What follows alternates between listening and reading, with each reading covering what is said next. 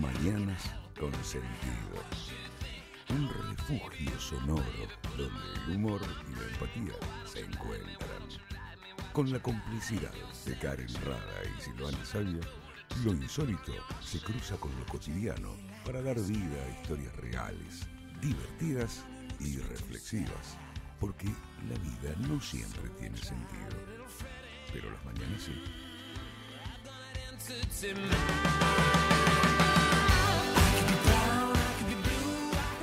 Hola Karen, muy buen día, ¿cómo estás hoy? Muy buen día, Sil. Qué lindo que me preguntas cómo estoy hoy.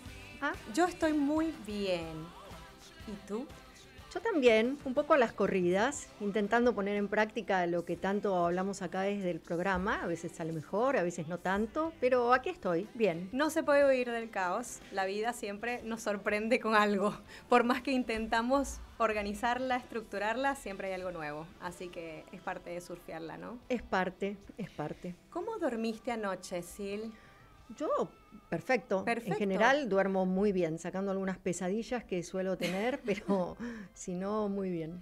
Pero viste qué lindo es esto de preguntarnos cómo estamos, cómo nos sentimos, y eso es como parte también de cuidarnos. Sí, es verdad. ¿Sabés lo que había leído alguna vez? Que en Japón hay que tener un poco de cuidado, porque si vos preguntás cómo estás, tenés que prepararte para la respuesta del otro. Porque viste que acá por ahí el cómo estás hoy, es como para decir bien, gracias, como para iniciar la conversación. Pero en Japón parece que pregunta que haces, pregunta que se toman muy en serio. Entonces quizás le preguntás a alguien cómo estás hoy, cómo dormiste, y te tenés que comer un rollo de todo cómo fue su noche de sueño, porque creen que estás verdaderamente interesada a fondo en cómo pasaron la noche. Mira qué interesante. Uh-huh.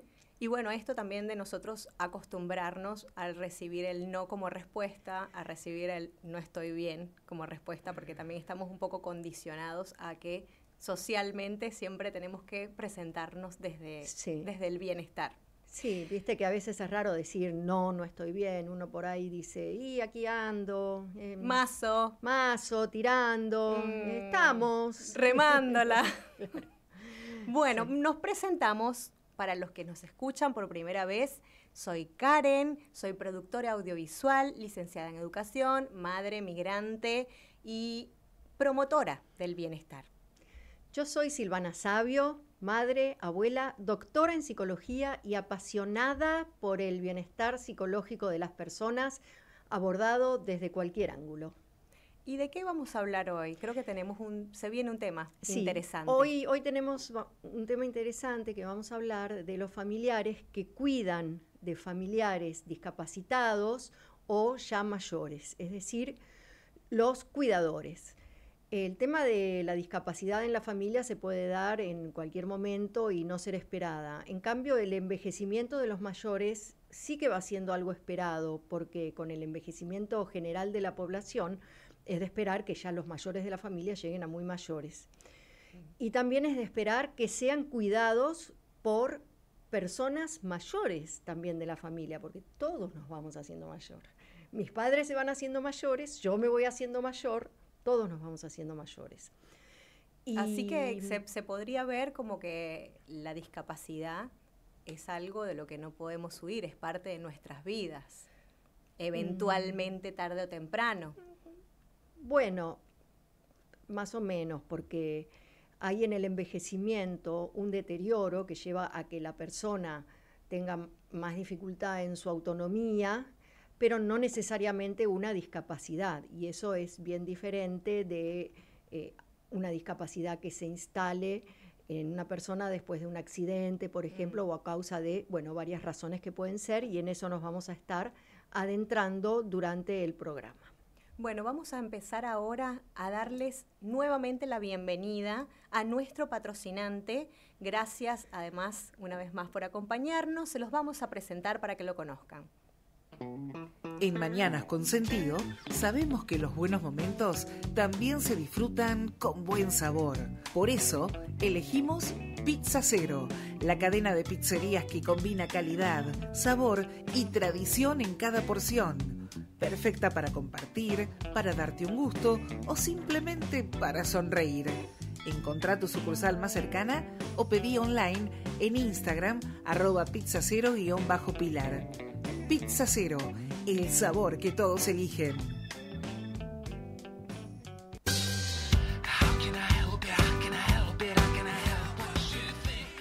Bueno, muy bien. Me encanta poder comenzar así todos nuestros programas. Creo que tomamos otra vez esto de respirar profundo, la calma. Viste que a veces llegamos a los programas como medio desbordadas de energía y ahí estamos otra vez agarrando el...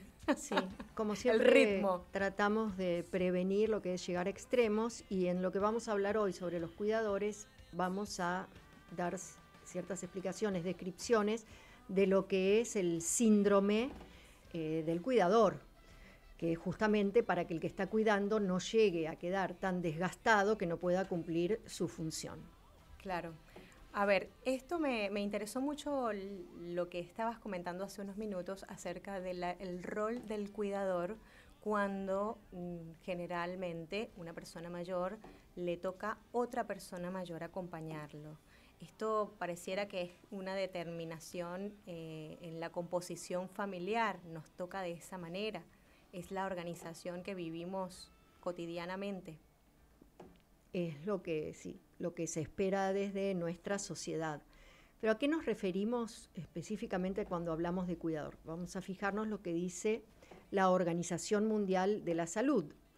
Dice, el cuidador es una persona que brinda atención a uno o más miembros de su familia, amistades o comunidad de manera informal y en general no recibe remuneración. O sea que por eso que decíamos que estamos hablando específicamente de familiares o muy allegados. Por ejemplo, padres y madres de hijos con alguna discapacidad, hijas que cuidan a sus padres mayores, familiares que sostienen económicamente la internación médica o el geriátrico de algún familiar mayor. Tengo muchos ejemplos alrededor mío de matrimonios o familias que sostienen a una tía soltera que se ha quedado sin otra familia más que estos sobrinos, sí, y los sostienen económicamente, sí, el lugar donde está internada y donde pasa sus días. Y no sé si notaste que antes comenté hijas que cuidan a padres mayores. Y alguien podrá decir, pero ¿por qué hijas? Claro, y no un poco hijos. Feminista este comentario. Sí, pero los datos estadísticos dicen que hay mayor proporción de mujeres que hombres que se encargan a los cuidados directos de esa persona mayor o de esa persona discapacitada, que el hombre quizás puede ayudar desde otros planos, desde pero otros lugares, sí. La mujer es la que le dedica entre 2 y 3 veces más de tiempo que un hombre a estar efectivamente con esa persona que necesita un cuidado. Sí, no quisiera tomar postura en cuanto a la figura del hombre y la mujer, pero en líneas generales pareciera que el hombre le afecta de manera distinta o tiene una percepción distinta cuando se trata de un familiar con discapacidad. La manera en que gestiona, transita sus emociones o su realidad en torno a eso pareciera que es distinta a cómo lo vive la mujer. ¿Vos decís algo así como que las mujeres estamos más preparadas para ese tipo de cuidados? Y no sé si estamos más preparadas, sí creo que tenemos quizá otra sensibilidad, que en el proceso de aceptación es distinto, en cuanto a la entrega o el pragmatismo de estar ahí, en cuanto a sostener el vínculo. Por ahí el hombre puede ser un proceso un poco más doloroso, quizá, y puede tender un poco a retirarse y aportar desde otro lugar. Es que las mujeres parece que tenemos más recursos interiores, psicológicos, para hacer frente al dolor del otro o a la necesidad del otro. El varón por ahí lo encara de una manera muy práctica y quiere brindar soluciones. Pero en el caso de enfermedades o de deterioro ya por vejez, a veces no hay mucho que se pueda hacer más que acompañar con mucha aceptación, como vos dijiste, paciencia y empatía, ¿no? Entonces ahí es donde por ahí la mujer parece que está más preparada para ese accionar, que no que el hombre que quiere hacer algo que realmente dé un resultado visible y de mejoría. Y más allá de la empatía, ¿qué pasa con esta persona? Es interesante saber cuál es el síndrome del cuidador, en qué consiste, qué pasa con esta persona más allá de la empatía.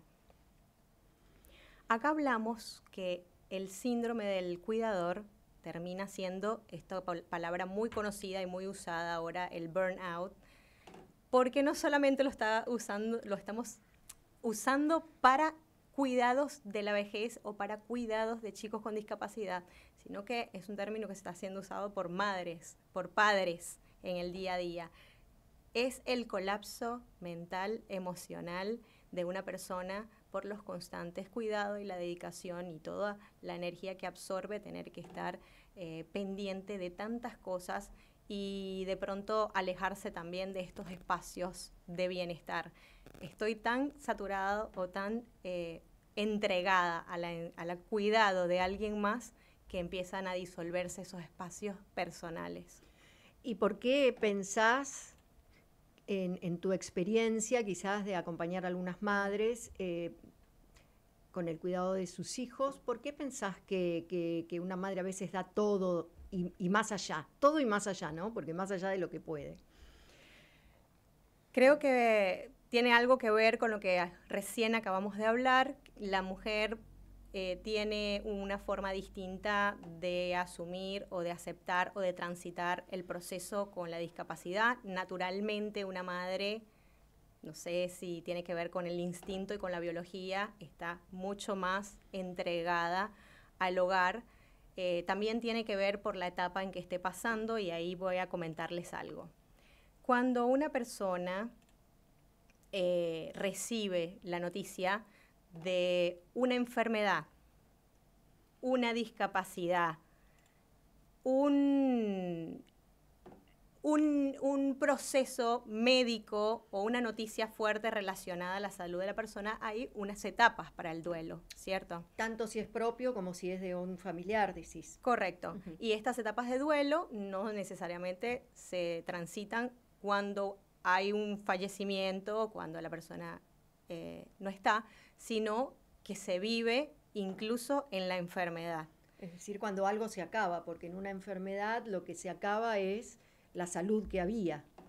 Exacto. Y depende qué afecte, ¿no? Porque si afecta alguna parte de movilidad, por ejemplo, se acaba la independencia y autonomía que había para moverse antes. Así es.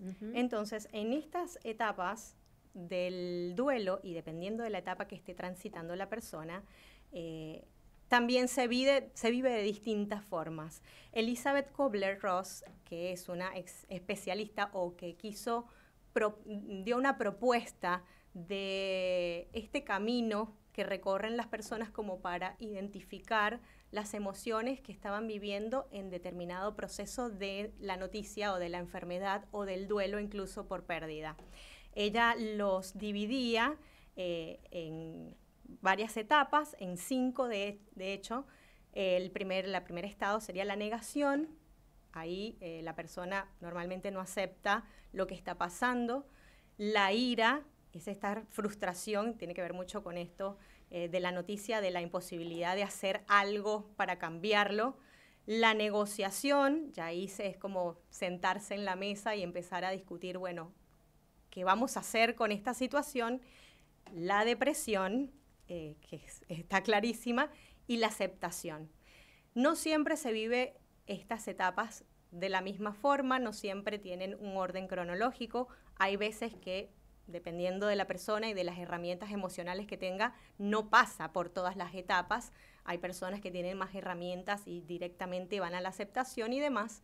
Y dependiendo de esta intención o esta transición, entonces la persona lo puede vivir de una manera distinta y entregarse de una manera distinta. Ahora, volviendo a si es mujer o si es hombre, en la experiencia que he tenido acompañando a mujeres, siento que las mujeres van más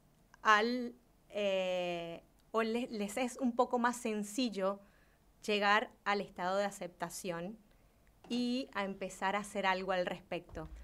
¿Te estás refiriendo a qué tipo de mujeres acompañás? ¿En qué circunstancias? Yo acompañé durante 9 años, he acompañado durante 9 años a mujeres que son madres de chicos con alguna discapacidad. Uh-huh. En el caso de ser madre es algo muy particular porque son madres. Hay también un instinto ahí natural de protección implícito en el proceso. No es que el padre no lo tenga, ojo, que no quiero disminuir la figura del padre, pero en absoluto. Pero bueno, la madre naturalmente siempre está muy abocada y tiene una fortaleza quizás para asumir ciertas posturas dentro de lo que es la maternidad. Y en este proceso he visto cómo tengo una fundación registrada en Venezuela, se llama Fundación Sure de Venezuela. En esta fundación están a cerca de 43 madres de más de 3.000 que nacieron cuyos hijos nacieron con microcefalia y parálisis cerebral a raíz del virus Zika. De estas 3.000 y más familias, solamente 43 quedaron como conectadas dentro de la fundación para recibir algún tipo de ayuda, porque ahora, bueno, vamos a hablar de otros temas que tienen que ver con la vergüenza y demás. Y de estas 43, todas, el 100% son madres. Es decir, de estas 43 familias que están ahí, solo hay mujeres. Los padres nunca llegaron a acercarse. Pero no es por falta de interés de los padres, es que naturalmente la mujer ante un problema se abre, sale, busca, comparte, en general estamos diciendo, Sí. Sale, busca, comparte, escucha lo que le pasa al otro, cuenta lo que le pasa a ella como para aliviar lo propio y también brindar algo. En cambio los hombres sufren, pero tienden más a aislarse. Entonces quizás se encierran en su, no sé, garage a hacer alguna tareita manual, o se van a pescar, o... Entonces, mientras la mujer está activamente buscando esa red de contención, el hombre por ahí tiende a replegarse sobre sí mismo. Un poco no mostrar esa vulnerabilidad. Por ahí ese sería el principio. Y ahí también, viste que antes dijimos, será cuestión de mandatos. Y sí, eso es un tema que es muy interesante. Modelos sociales. Sí, es muy interesante y en algún momento me encantaría que pudiésemos hablar de esto, de por qué los hombres no pueden llorar y demás, ¿no? Uh-huh. Entonces, estamos condicionados socialmente para que el hombre sea mucho más cerrado, tenga que demostrar menos y darle más seguridad ahí a la mujer, a la familia, uh-huh, a los padres, esa posición a donde los hemos llevado a los hombres a estar ahí siempre de fuertes. Porque fíjate que la mujer no solamente cuida de sus hijos y de sus propios padres, sino que llegado el momento también cuida activamente de suegros, de tíos, que sean de la parte de la pareja. O sea que es como que a la mujer le toca llevar adelante ese rol. estos cuidados de algún familiar discapacitado o ya mayor. Sí, ahora en cuanto a lo que sería el adulto mayor y el rol de los hijos. Uh-huh. A ver, he visto varias veces las familias cuando toca la parte de la organización, indiferentemente si la familia tiene hombres o mujeres, pareciera que siempre son las mujeres las que asumen este rol. Pero ¿qué pasa con un adulto mayor cuando dentro de la familia ya no están las posibilidades del cuidado? ¿Qué pasa también en el cuidador cuando tiene que asumir que no está en la capacidad de afrontar estos cuidados y que ya tiene que pasar a otra etapa? Bien, eso puede pasar tanto en el adulto mayor como también en una persona con discapacidad, con algún otro tipo de discapacidad del movimiento, por ejemplo, ¿no? Porque a veces cuando son más pequeños, un familiar puede todavía estar ocupándose de levantar, mover, ayudar, acomodar, pero después llegan a tener ya un crecimiento, un tamaño que a veces no da el físico de la persona que se estaba ocupando, entonces es necesario recurrir a otras ayudas. Exacto. Lo primero sería reconocer que uno ya no puede y empezar a trabajar la culpa que tantas veces se instala, ¿no? De decir, ay, yo ya no puedo, y como si estuviera esa responsabilidad de poder siempre. Sí. Y al no poder se sigue intentando y se sigue intentando más allá de las posibilidades, y ahí es cuando estamos hablando del síndrome del cuidador. Claro, que también pareciera que dentro de las familias es un obstáculo grande este tema de decidir hasta dónde, ¿no? Hasta dónde podemos como familia llevar a cabo este proceso, acompañar este proceso directamente sin las herramientas externas. También yo siento, Sil, que socialmente está mal visto, hay como una negación en cuanto a desprenderse, entre comillas, de esta responsabilidad siendo el cuidador. Pareciera que la familia tiene que siempre asumirlo, más allá de que tenga o no las herramientas, por ejemplo. Las herramientas tanto interiores, psicológicas, como las económicas. Claro, económicas, sí. De estructura y demás. Uh-huh. Así que son muchas cosas que van a pasar en este proceso de duelo también, de aceptación y de posibilidades de nosotros poder buscar o evitar el burnout, evitar el síndrome del cuidador o disminuirlo o suavizarlo la mayor cantidad que sea posible. ¿Te parece que podríamos dar algunas características de cuáles son las del síndrome del cuidador? Ahora te propongo que escuchemos una canción. ¿Puede ser que la tengamos? No sé, Santi, ¿la tenemos? Sí, la tenemos. Escuchemos una canción y Bien. Volvemos con las características. Con las características y cómo abordarlas. Correcto. Vamos.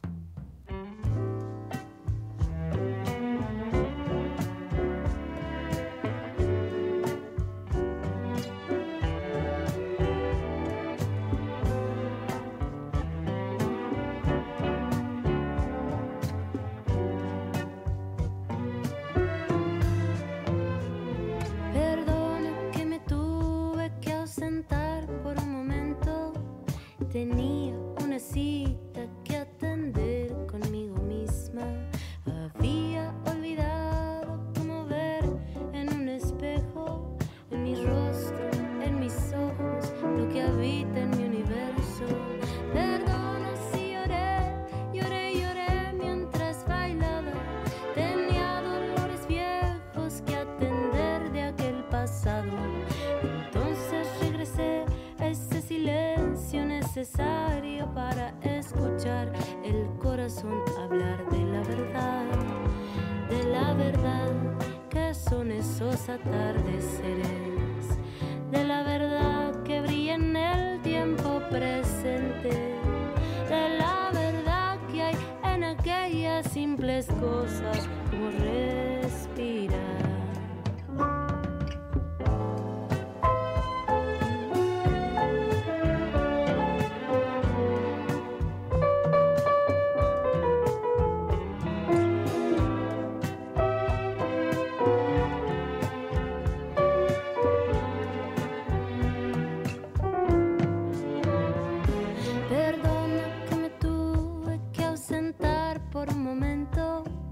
Había una flor secándose dentro de casa.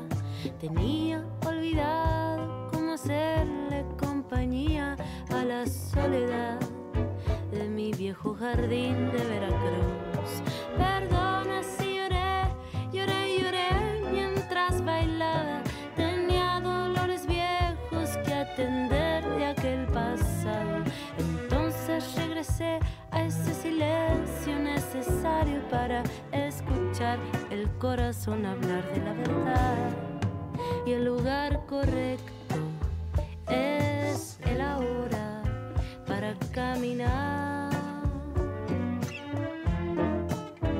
El lugar correcto es el ahora, no hace falta más. Y el lugar correcto es el ahora para caminar. Y el lugar correcto es el ahora, no hace falta más.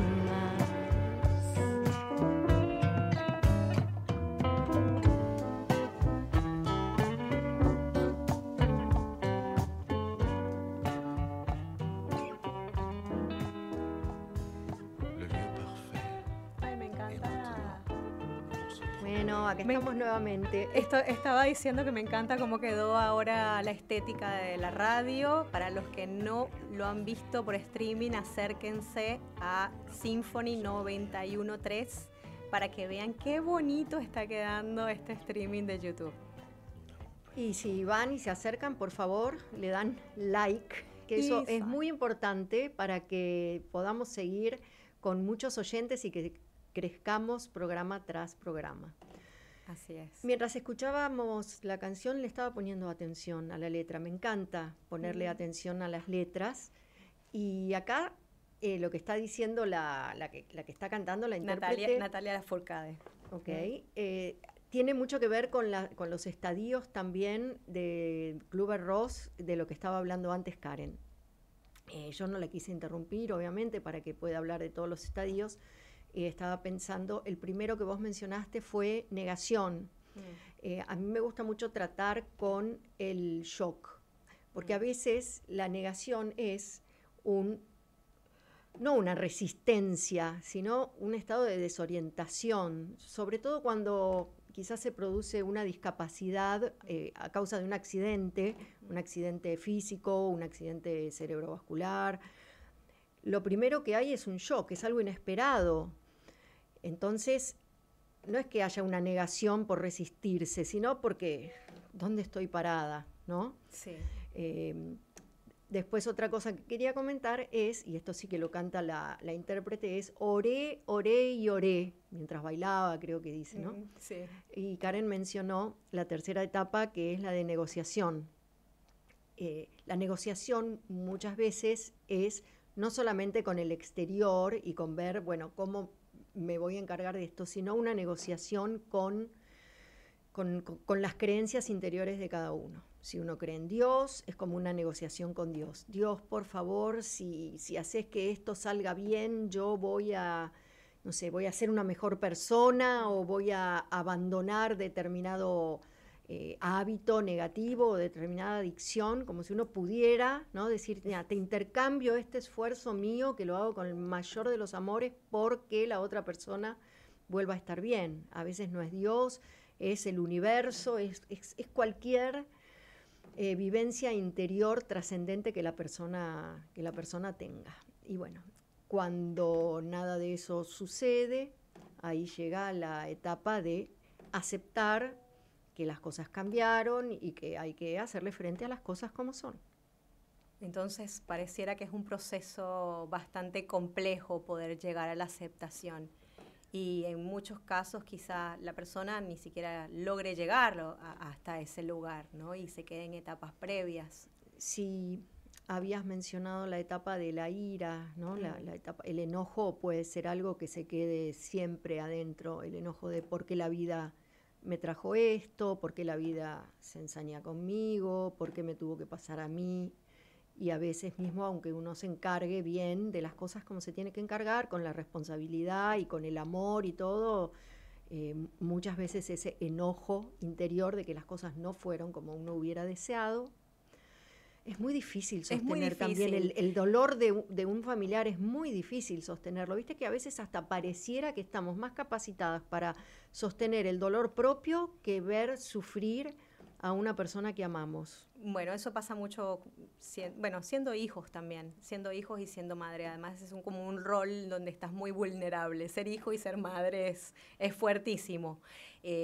Pero muchas veces también, dependiendo de la relación que tengas con alguien que estás cuidando,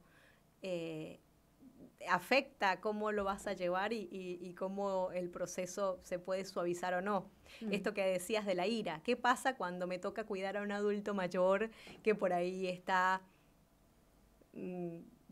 con pérdida de memoria, que se le olvidan las cosas, que reclama, que gruñe, que también tiene sus propias frustraciones por lo que le está pasando y hace que el proceso sea un poco más complejo? Y fíjate cómo se mueve todo un mecanismo familiar, porque muchas veces el enojo viene con otros familiares, por ejemplo, entre hermanos. ¿Quién cuida? Yo estoy dedicándole más tiempo, pero yo vivo en otro país, pero yo estoy todos los fines de semana ahí, pero yo te estoy mandando dinero, y entonces, bueno, vienen problemas entre familiares también, no solamente un enojo con la persona que uno tiene que cuidar, sino con todo el entorno. Y esto es algo que nos va a acompañar siempre a la familia. Te estaba comentando también hace unos minutos que pareciera, yo aún no conozco la primera familia que no haya tenido que transitar por un proceso de cuidar a alguien, así sea una determinada... periodo. En un periodo, exacto, de enfermedad, que afortunadamente pasó, pero bueno, esto parece que siempre llega tarde o temprano, porque la vejez un poco tiene que ver con esto, ¿no? Está como medio intrínseco, bueno, ya mis capacidades no son las mismas. Igual suponiendo que la persona no tenga una enfermedad crónica o demasiado exigente, igual hay un deterioro, igual hay un acompañamiento, y de igual forma se presentan estos escenarios de qué vamos a hacer como familia y cómo lo vamos a llevar. Bueno, vamos a dar las especificaciones de lo que sería el síndrome del cuidador, ¿no? Que es la fatiga del cuidador. Sí. Lo vamos a presentar desde lo emocional, desde lo físico y desde lo que sucede con ese cuidador y sus relaciones. Desde lo emocional hay una sensación de agotamiento emocional constante, que ya no puedo más con esto, pero no me queda más remedio que seguir adelante. Y incluso hasta aparece una culpa por necesitar descanso, una culpa por no poder estar haciendo más, ¿no? Sí, típico. Fíjate que también la de la canción decía, perdona porque ahora me voy a tomar un momento para mí. Perdona, pidiendo disculpas por también necesitar de cuidar de uno mismo.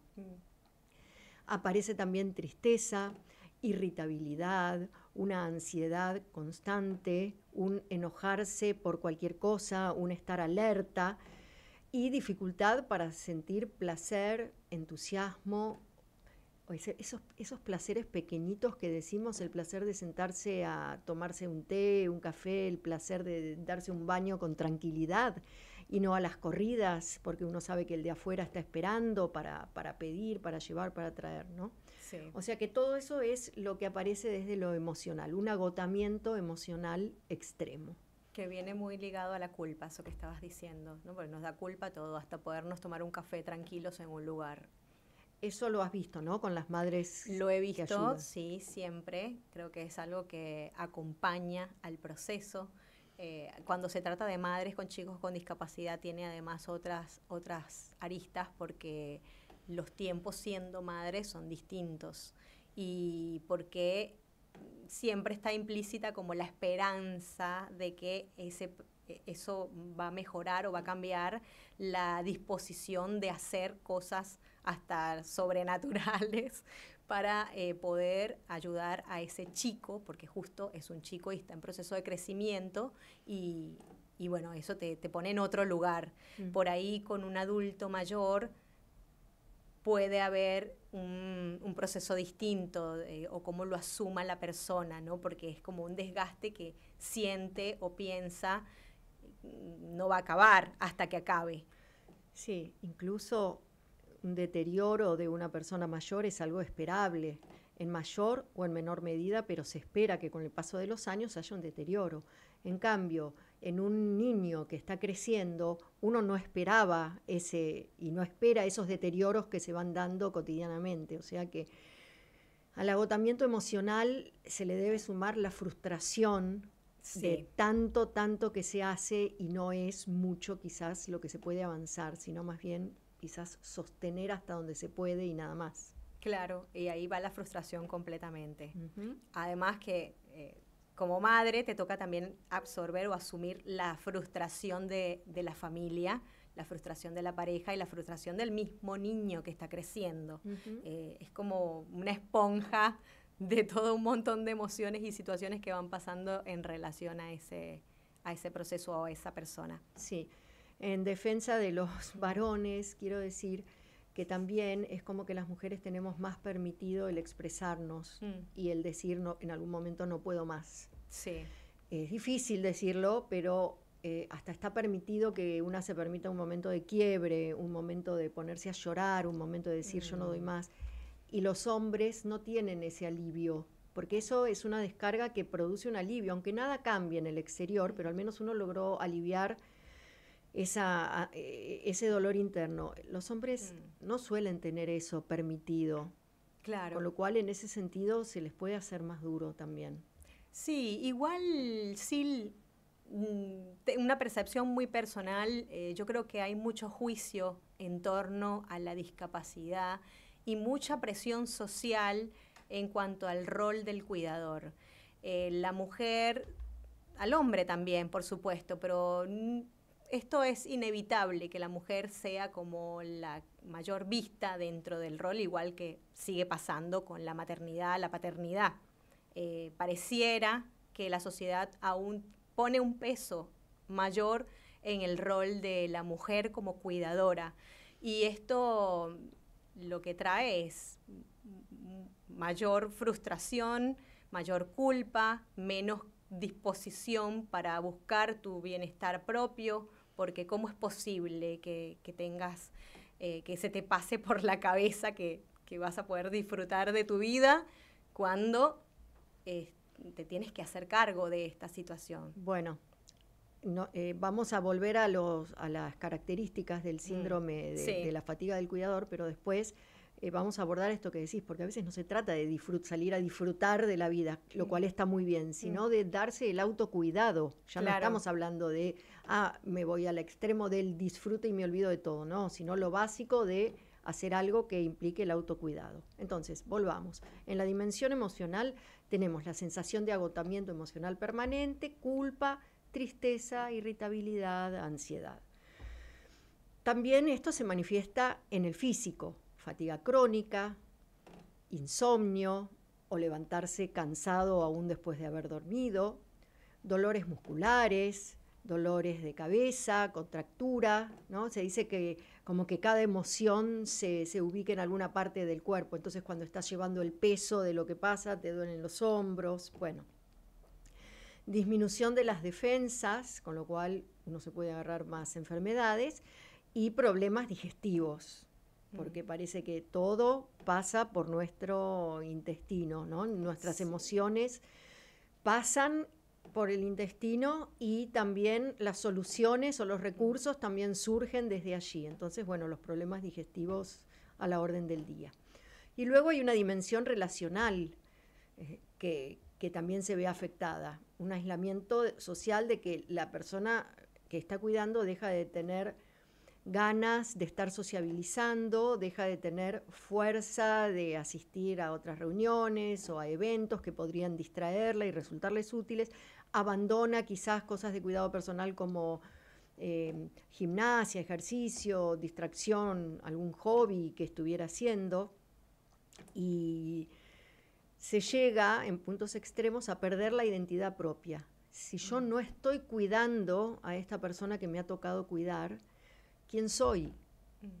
¿Tengo una vida más allá de mi rol de cuidadora?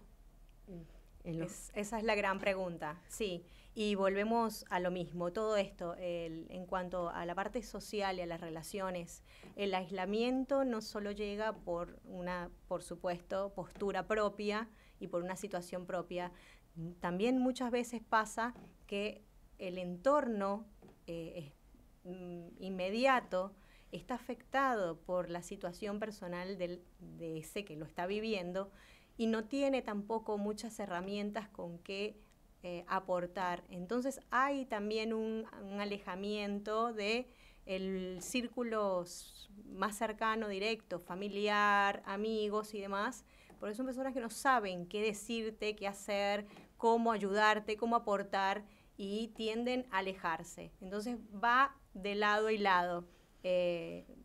Yo me alejo porque no tengo las herramientas, me siento culpable, me avergüenzo de este proceso que estoy viviendo, y además de eso siento también cómo las personas que me rodean también se están alejando a su manera. Entonces eso pareciera que es un círculo bastante difícil de reponer. Y acá me parece que sí hay una diferencia entre cuidar a adultos mayores, con el deterioro que sea, y a jóvenes con discapacidad. Porque que el adulto mayor tenga un deterioro, una enfermedad es esperable. En cambio, la discapacidad todavía puede ser en muchos ámbitos un tema tabú. Claro, yo por eso me parece que hay mucho para hablar y para abordar, pero además de que de que es un tema tabú, que hay mucho juicio, hay mucho desconocimiento, pocas herramientas, y la gente no sabe cómo lidiar con esto. Por ejemplo, algo tan simple como un cumpleaños infantil en una sala de niños, no sé, de primer grado. Poniendo como ejemplo una madre que tenga una niña o niño con autismo, normalmente el resto de los padres, hace 5, 10 años atrás, ¿qué hacían? Aislaban a este chico, porque saben que el chico es incontrolable, porque tiene una conducta diferente, distinta al resto, y para evitarse esta situación incómoda con el resto de las personas, familiares, invitados, incluso de los niños que van a estar, tienden a evitar este tipo de situaciones. Ahora, afortunadamente, con la cantidad de herramientas, de conocimientos que hay, las personas están sabiendo cómo armar, por ejemplo, una fiesta en donde si hay un chico con alguna condición, con alguna discapacidad, bueno, el volumen por ahí tiene que estar adecuado, de la música, las imágenes que se presenten, el acceso al espacio, al lugar. O sea, creo que ahora hay mucho conocimiento, mucha información, y la gente está teniendo otras herramientas para la integración.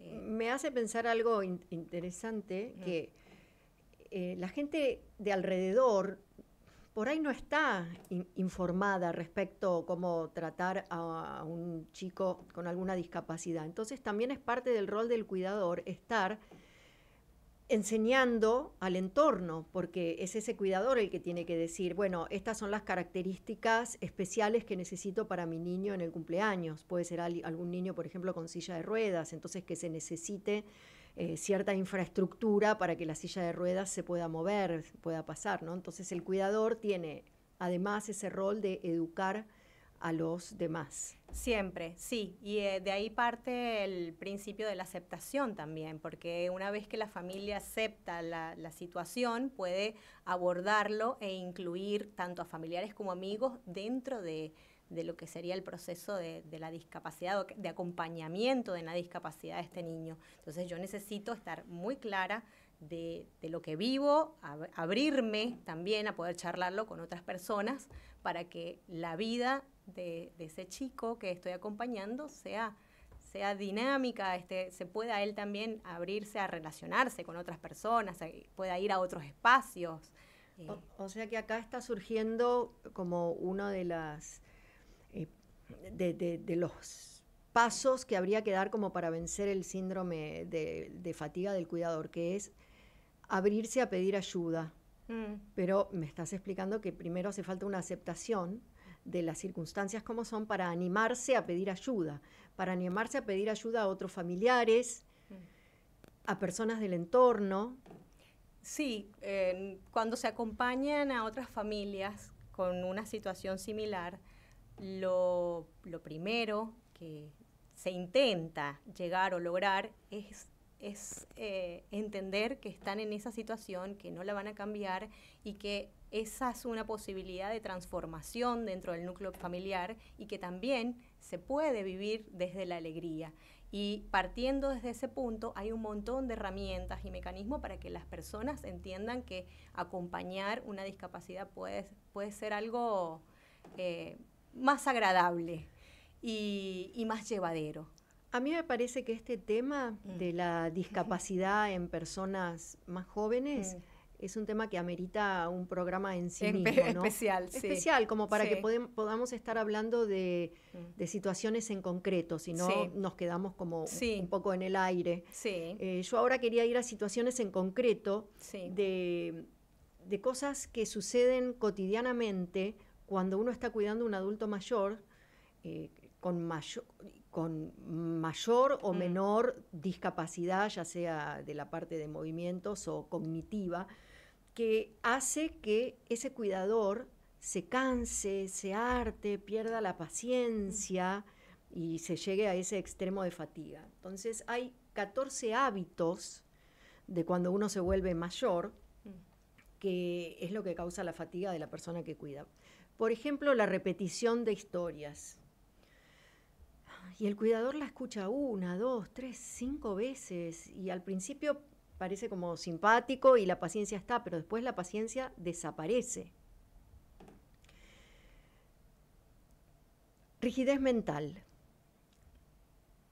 Esto se debe a la menor neuroplasticidad, ¿no es cierto?, de la cabeza de esa persona mayor. Entonces, no quiero hacer las cosas como me estás diciendo porque yo toda la vida las hice de esta manera. Bueno, sí, toda la vida las hiciste de esa manera, pero ahora hay otros métodos, otros recursos, por ejemplo, el celular. Y otras circunstancias. Otras circunstancias. Sí. Bueno, yo toda la vida llamé a la persona directamente levantando el teléfono. Bueno, sí, pero ahora se estila mandar un mensaje que dice, estás disponible, por ejemplo, ¿no es cierto? No, porque toda la vida yo hice esto.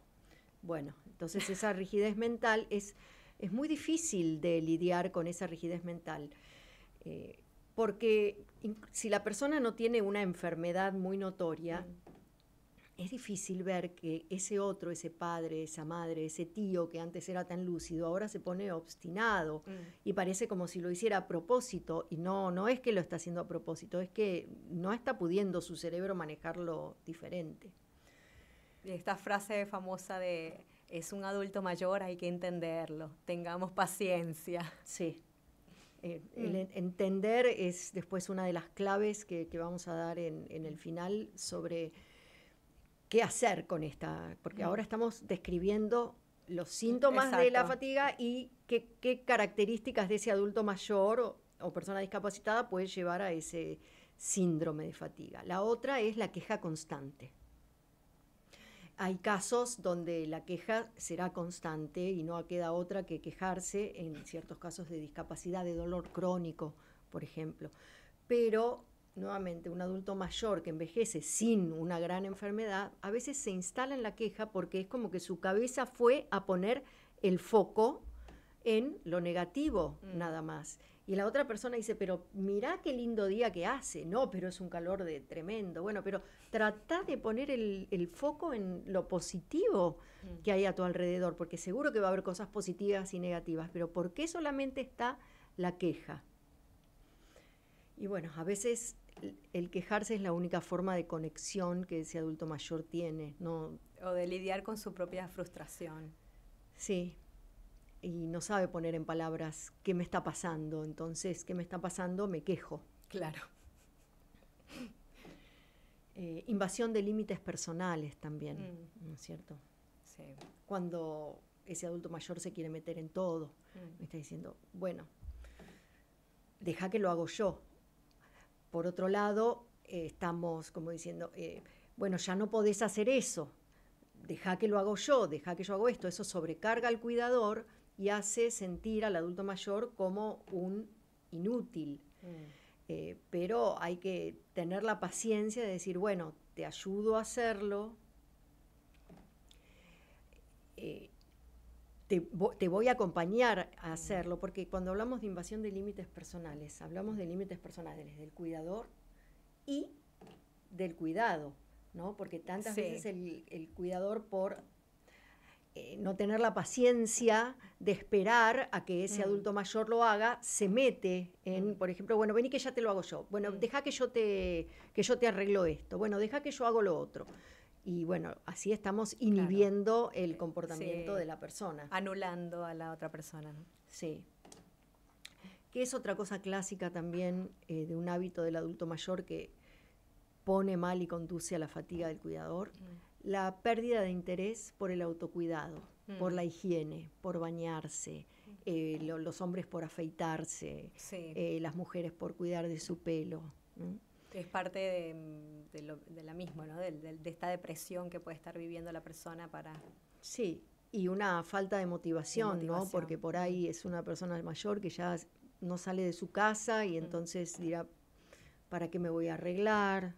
¿Para qué me voy a peinar? ¿Para qué me voy a pintar? En el caso de una mujer, ¿no? Sí. Entonces es como un círculo vicioso. Y el cuidador tiene que estar ahí para motivar. Claro. Sí, 100%. Bueno, es parte del trabajo. Después algo que a veces parece gracioso, pero no lo es. Cuando ese adulto mayor hace comentarios inapropiados o desinhibidos. Sí.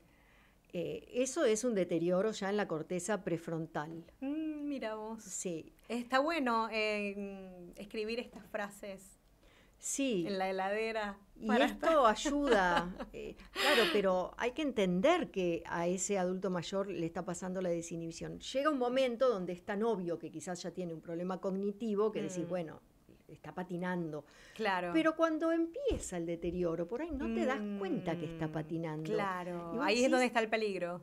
Claro, porque a mí me pasó con mi abuela. Me pasó con mi abuela, que se acercó, vinieron a visitar unos amigos de mis padres, donde la señora era mucho menor que el señor. Y entonces mi abuela le dice, ay, hola, fulanita, vino con su papá. Y entonces la amiga de mi mamá le dice, no es mi papá, es mi marido. Y entonces mi abuela, en lugar de decir, bueno, y tratar de salir de la situación, no, ella seguía insistiendo, pero por favor, pero si parece su papá, es más, hasta su abuelo podría ser. O sea que seguía embarrándola. Sí.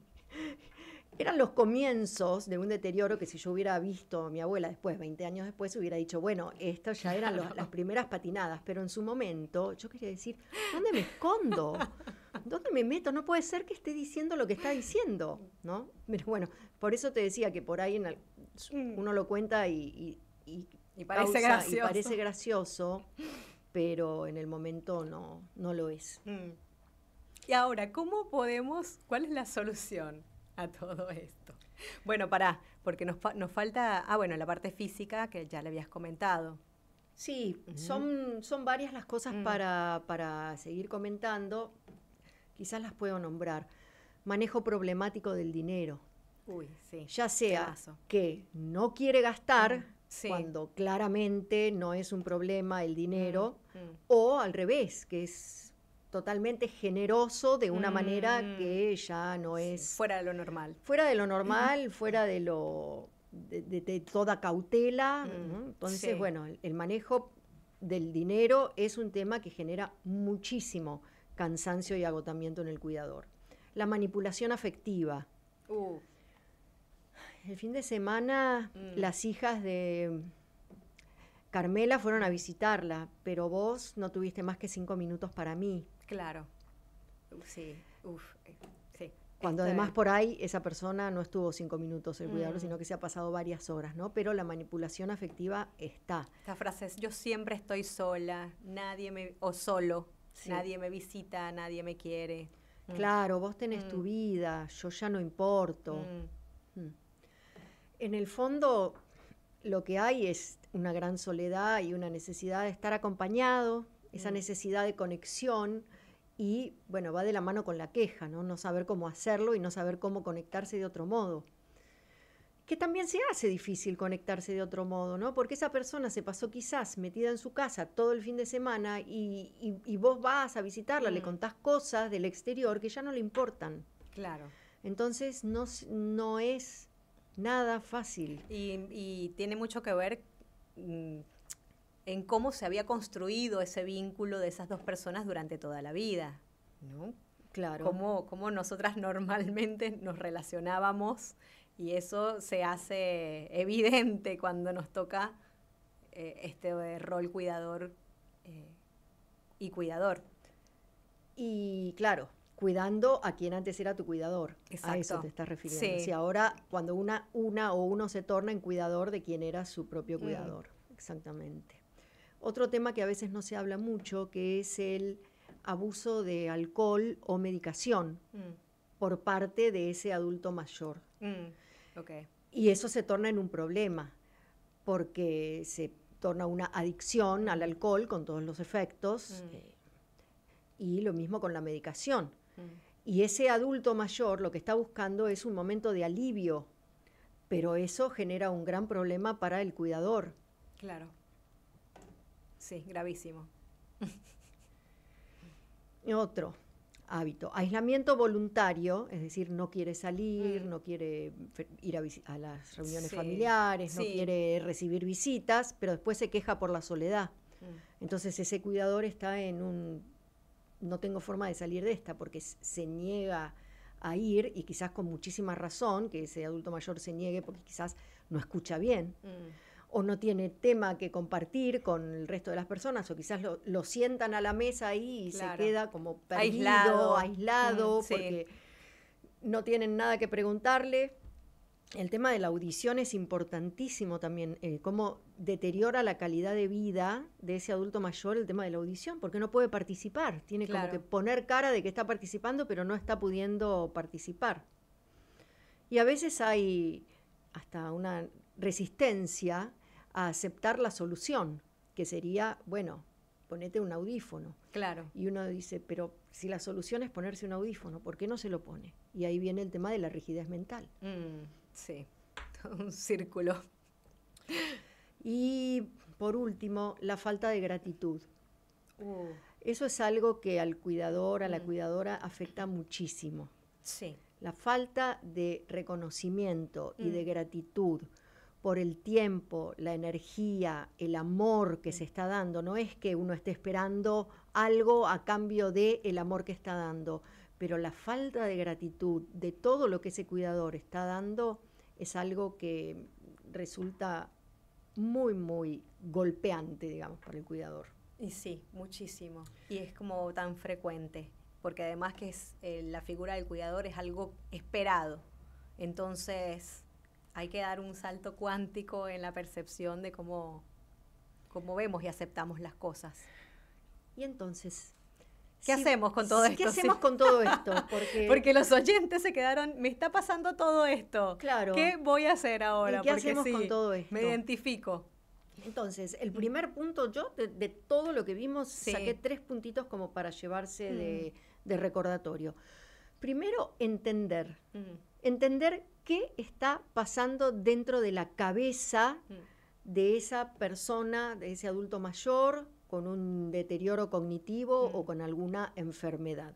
¿Qué está pasando? No lo está haciendo por maldad o por ganas de jorobarnos, sino porque hay algo en su cabeza que no está funcionando bien o que no está pudiendo manifestarse bien. Entonces, es entender al otro. Sí, clave. Pero entender al otro, ¿es justificar todo? No. Entonces acá viene... límites. Exactamente, límites, porque leí una frase que decía, no puede haber un buen amor sin estructura, porque el buen amor es un buen amor hacia el otro y el buen amor hacia uno mismo.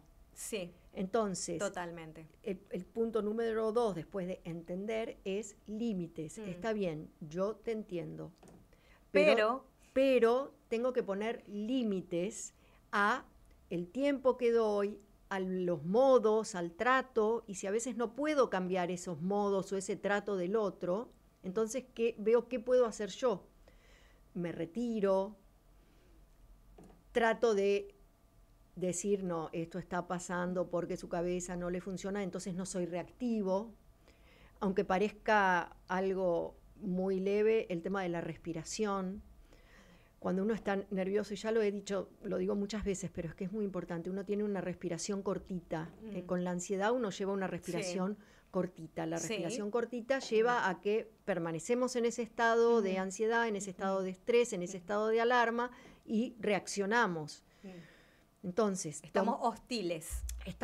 Ya estamos predispuestos hostilmente. Entonces, ante ese comentario, esa queja o comentario negativo o hiriente del otro, en lugar de reaccionar, bueno, entender, tomarse unas cuantas respiraciones profundas, que esas respiraciones profundas lo que hacen es su mecanismo también dentro de nuestro cuerpo para que podamos abordarlo desde el pensamiento, desde la calma, desde la no reactividad. Y además, lo que demuestran las neurociencias hoy es que hay una resonancia con el otro. Entonces, nuestra tranquilidad resuena y va brindando tranquilidad al otro. Ojo, que esa resonancia también va en sentido inverso, ¿no? la queja, la irritabilidad, Obvio, la hostilidad del otro resuena en nosotros y nos ponemos hostiles. Pero bueno, es un círculo vicioso, pero ¿quién va a romper el círculo vicioso?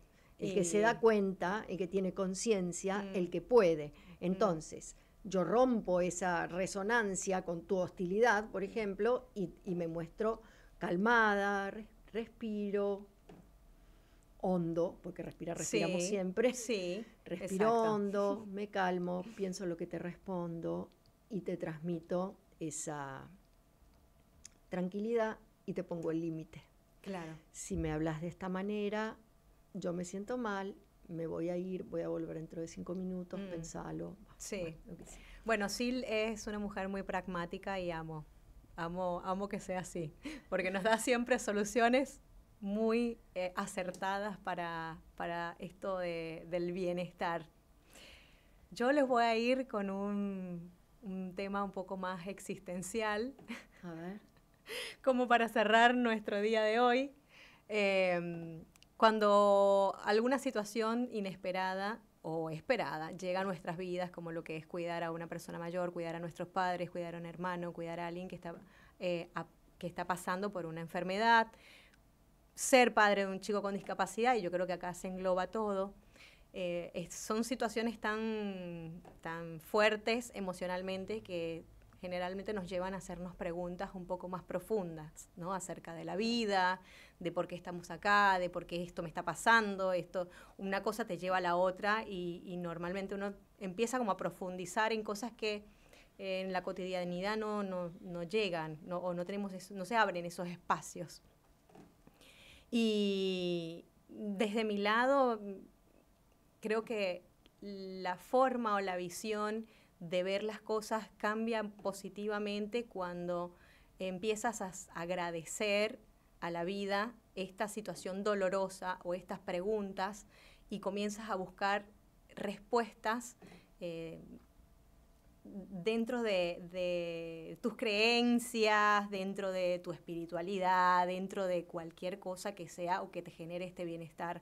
Entender que esto está pasando por un motivo, que es una oportunidad también para crecer, para vincularte incluso con esa persona y poder construir un espacio desde ahí es muy bonito.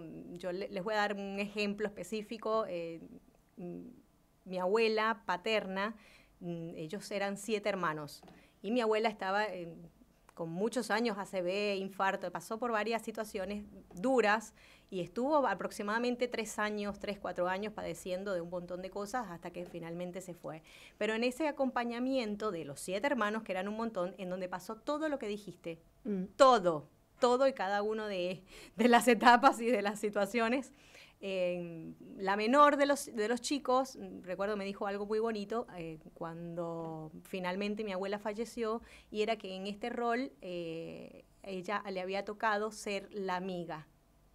Ese había sido su rol en este acompañamiento, que nunca tuvo una relación muy linda con su madre antes de la enfermedad, porque además era la chica, la menor, la que tuvo menos tiempo, la que recibió menos atención por ahí, pues mi abuela con 7 hijos, te podrás imaginar, y nunca tuvo esa oportunidad para poderse sentar y vincularse a mi abuela de ninguna forma. Y ella aprovechó que tenía a mi abuela ahí, disponible para ella, para poderse vincular con su madre. Entonces se sentaban y le hacía preguntas de su vida, de su pasado, de sus amores, de las cartas que escribió, que dejó de escribir. Empezaron a hacer actividades juntas, a cocinar juntas, a compartir recetas, a matarse de la risa por cualquier cosa, y cada vez que repetía 1000 veces las mismas palabras, mi tía se mataba de la risa y le salía con un chiste. Entonces, de todos los hermanos que tuvieron que transitar por ese cuidado, que fue complicado para todos, porque fueron 3-4 años, o sea, en una bien intensa, la que tuvo la experiencia más linda fue ella, y la comparto de esta manera porque, bueno, mucho tiene que ver con la percepción que nosotros le damos y la oportunidad y el agradecimiento de poder ser nosotros quienes estamos aquí. Qué bueno que puedo ser yo la persona que estoy acá para cuidar de mi madre, de mi padre, y que tengo una última oportunidad de vincularme desde otro lugar. O sea que si sumamos eso serían 3